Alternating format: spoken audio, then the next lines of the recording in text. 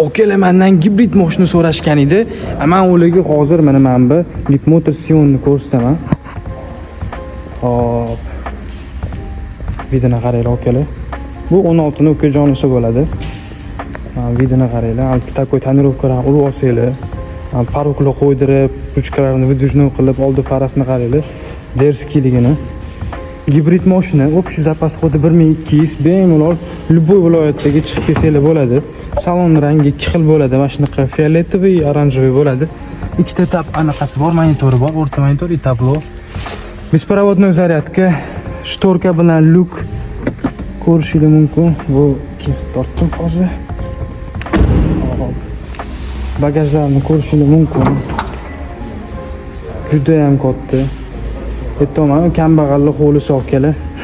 Bemalol hamma narsa sig'adi. Bitta takoy subwooferlari ham bor. Uzoq ketayotganda shularni baland qilib olib eshitib ketsanglar bo'ladi.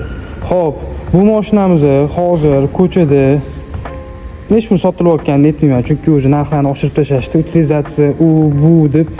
Bizda aka bu mashina hali ham 23 mingdan 24,5 minggacha bemalol kelib xarid qilib ketsanglar bo'ladi. Leapmotor ofitsial distribyutori. Bosinglar.